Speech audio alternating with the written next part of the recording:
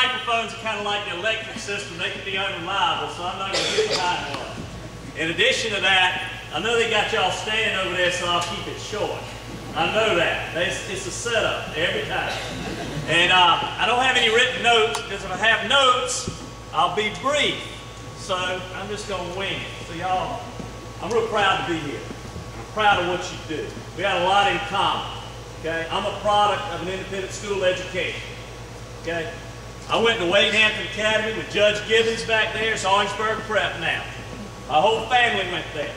My mama taught Latin there for 47 years. My mom and daddy couldn't afford to pay tuition, but they did pay it. My mama bought all of her clothes at the Brown sign with a sewing machine in the corner, the factory outlet. She did it. And I look back now and I'm embarrassed because I wore Nike shoes, I had a leather jacket, I wore Levi jeans, I drove a car, but she sacrificed so I could have that. And every day I think about that, it's like your father, Mr. Bobby.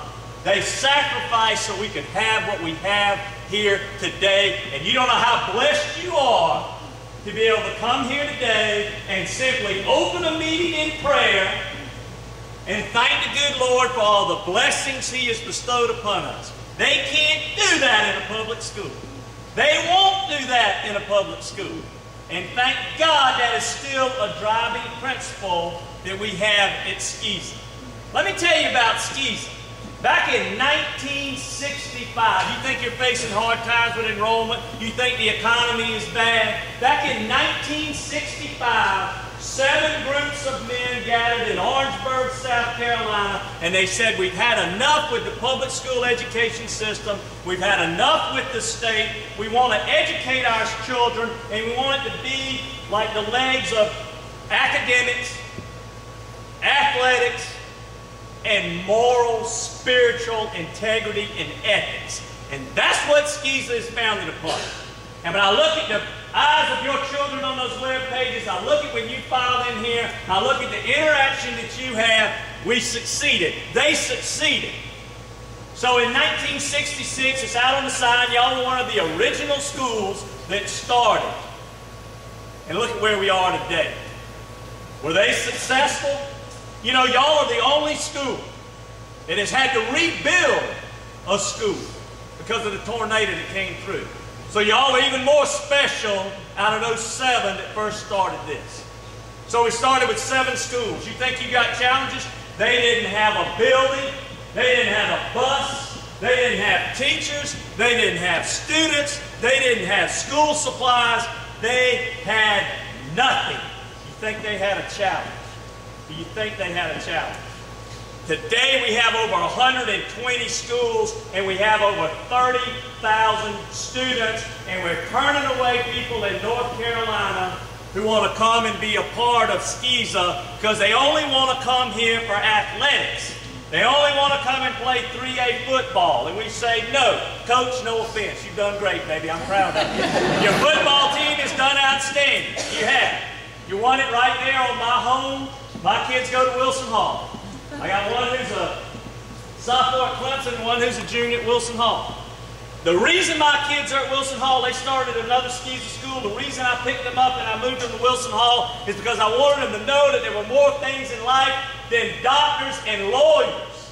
Because in my job each and every day, I promise you, my success depends on how well I interact with my 1,200 linemen than the people that are there on the executive floor for me. And that's what you need to instill in your kids. That this is a wonderful place, this is a great place, that money and fame and success is overrated, but relationships are what sustain you. And that's what's great about this school. And that's how it was founded, and that's how it was started, and those relationships sustain us. And then we look today, and you say, well, what are the challenges? What are the challenges you face at Richard Wynn? They're the same challenges that we face at SCE&G. Homeschooling. People want to homeschool the kids, and that's fine. I think they miss out on a lot of social aspects and interaction when they homeschool your kids. Because that interaction and that conflict, that's an important part of life, and that's an important part of being successful. You know what we compete against now? Online school. online education. So they sit in front of a computer all the time. And now all schools argue about technology. They think we need more technology. I don't look at Facebook. I've never tweeted anybody. And I believe that if anybody goes out there and tells 200 people they leave in the house for 2 weeks to go to the beach, they deserve to have the house broken into and ransacked. I believe that. It's overrated. It's overrated. You know what y'all get them through that relationship? To look somebody in the eye, to shake their hand, that it's important what your appearance is. Manners. God, manners. You'd be amazed at how many people come into our office and they want a job and they walk down there, and I try to think, how in the world am I going to get them to stay up on top of a 70-foot pole when I can't even keep their britches up over the crack of their behind? It is amazing. It is amazing. But those are the things that you instill in them each and every day. So you've got those challenges. You've got those challenges. You have a huge challenge replacing Dr. Cole. She's done an outstanding job here for 5 years, and you got to get a new head. That's a critical and important job. But once you go out and do that search and you get that new head, the most important job is that you support that new head. Because let me tell you why schools implode. SCEA schools, independent schools implode. They don't do it because enrollment goes down. They don't do it because of finances. Okay? They do it because a board of directors thinks their job is to manage the school, and it's not. The head of the school makes all of the decisions. That is the individual that manages the school. The board of directors is about governance. Governance. So stay out of it. The other thing that causes those schools to implode is you have a board made up of parents, or you have parents that are interested in one thing and one thing only about the school, and that is what their children are involved with. And they put blinders on to anything else. So you got to look holistically at the school in order to keep it healthy, and you've got to see it through the lens of someone who wants to contribute and not see it as hard as it is and as difficult as it is, not to see it through the eyes of your child. And isn't that hard to do? But I see them fail all the time because of that. Because of that. Now my kids are going to be excited. You know why my kids are excited? Where's Miss Clyde? I met the Habo woman tonight. I met the Habo woman tonight. That is just awesome. So what do you do? What do you do? We got a lot in common, I told you that. Well, every morning, we send 450 trucks out on the road. And most of them are my brother, Bill Turner. I love Bill Turner. Love him to death. He's a good guy. And I know he's a graduate. I can identify with Bill. I was asking Bobby about the author guy, and I don't know him, but when Cal said his book was Dog, I said, Bobby, what's that book about? He said, I think it's like living in China or India. I said, it ain't about hunting? He said, no. I said, well, I don't want to read that book. But no, that's a great thing. And you know what you need to do? You need to start cataloging where are your graduates. Where are they, and what do they do? I told you my employees go out. They got their logo on the side of that truck. It may as well be a bullseye. It really may as well. 800 of them wear a uniform that's got their name and our logo on it, and I tell them every day, you're under the bullseye, you're under the microscope, because everything you do, everything you say, and how you drive is reflective of our company. Well, guess what? You and your community, in your jobs, how you conduct yourself at a basketball game, on the sidelines of a football game, when we were eating out there, when you're in the community, when you're in Walmart or wherever, you are the lens whereby people see Richard Wynn. And you're the best salesperson that's out there for Richard Wynn. Or you can be its worst enemy. You can be its worst enemy. That's how you sell the concept of these schools. That's how you sell what they're capable of doing. I invite you to go on our SCEA website, because what we're trying harder and harder to do is reduce the role of the athletic director and increase the role of the activities director. We want to give these kids opportunity to be involved in things that they're going to be able to continue to do for the rest of their lives. The rest of their lives. And I hate to tell you this, particularly the state championship football team. But I'd rather see a gal go out there and break 70 sporting clays than I would see somebody run an 80-yard touchdown pass. That's how things have changed. Drama, our choral, all the things that are out there on the SCEA&G website, Richard Wynn needs to get involved with, because all those things are things that you can use to advertise the school. But guess what? Society's changing. And you got to change too. People don't like change. Lord knows they don't like change. But it's inevitable.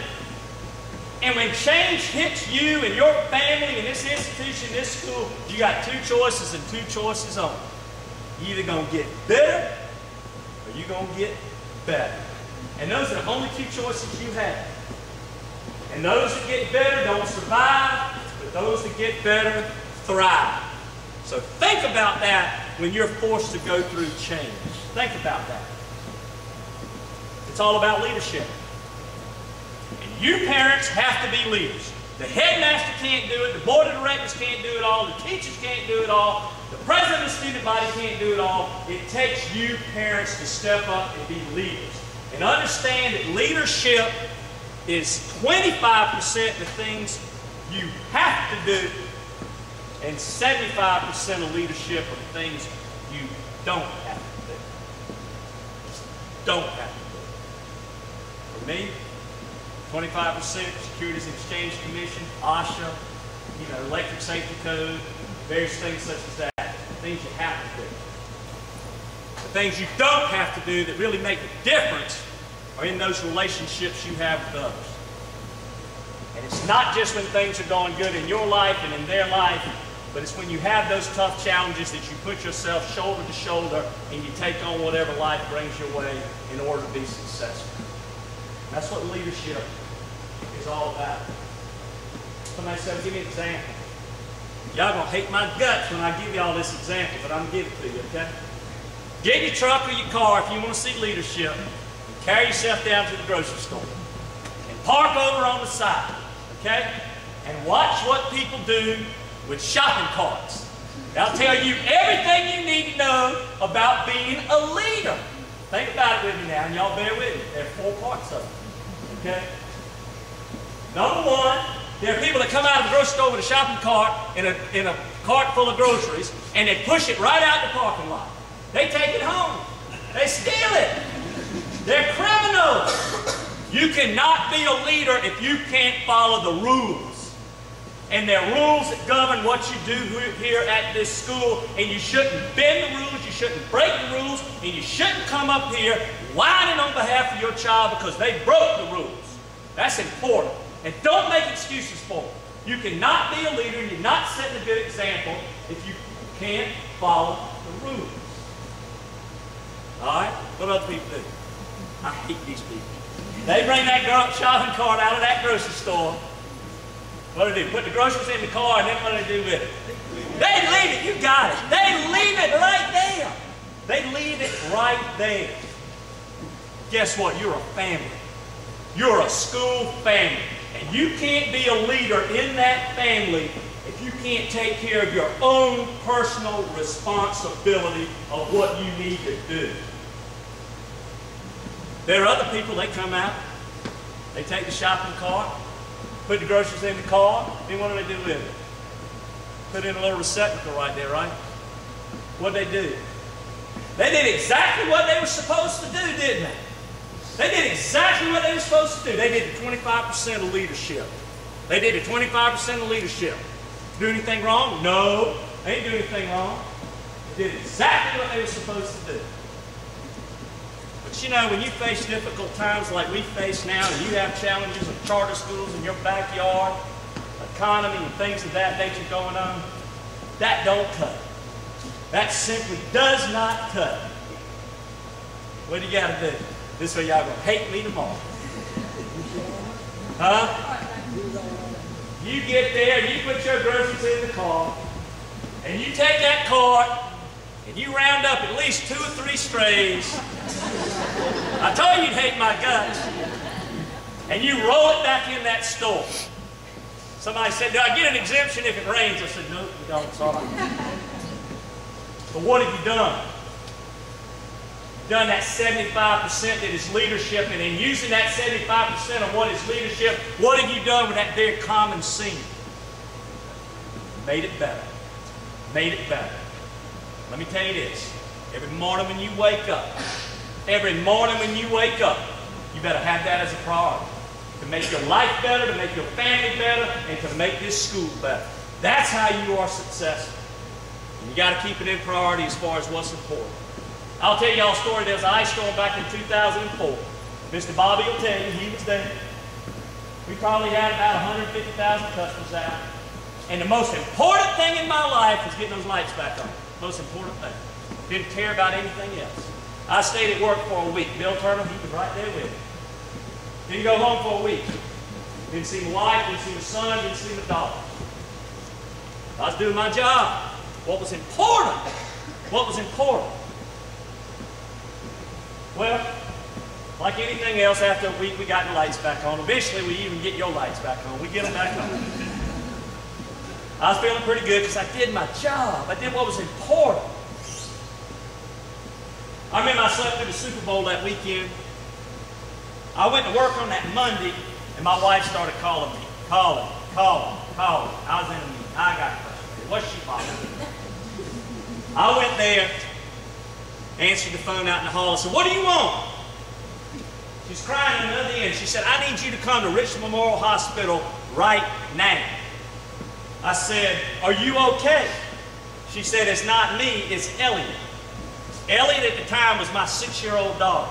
2.5 hours later, I sat in front of a pediatric oncologist who told me that 70% of the cells in her bloodstream were cancerous. She was diagnosed with leukemia.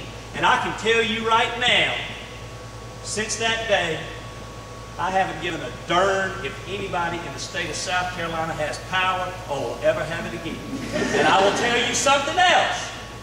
Never had a bad day in the office since that day. Never had a bad day since that day.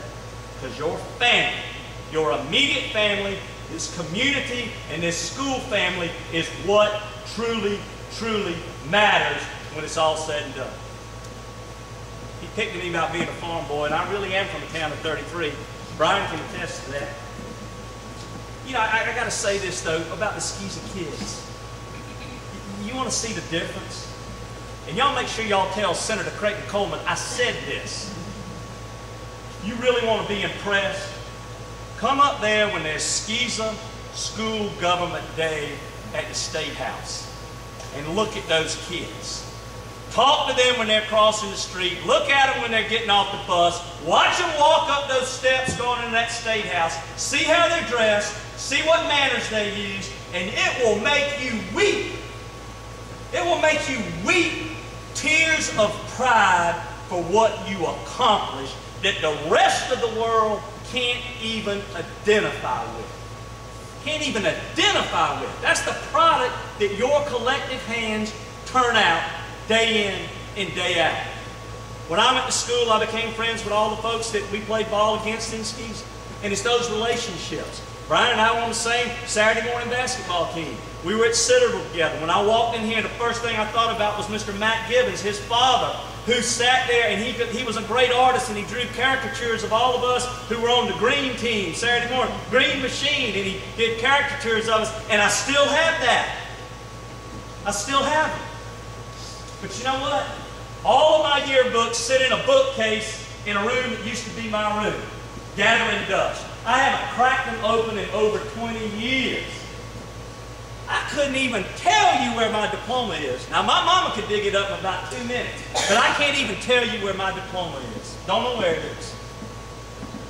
The point I'm trying to make is all the things that we covered and cherished during our time here at Richard Wynn, if they find themselves gathering dust out of sight and out of mind, what is the real purpose of what we're trying to do? It's those relationships, that relationship that endures. Keep that in mind.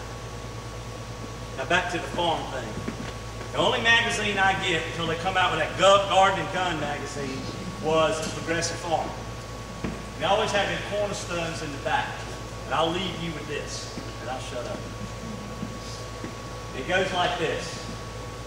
Someone who works with their hands is a laborer. Someone who works with their hands and their mind is a craftsman. But somebody that works with their hands, their mind, and their heart is an artist. Is an artist. And every day these doors fling open, you're going to create something during that school day. During that school week, during that semester, during that year, during 12 years. And that finished product is either going to be a masterpiece, not fit to look at. And that's a decision you got to make each and every day. Thank you. Thank you for what you do. And God bless Richard Wynn. Appreciate it.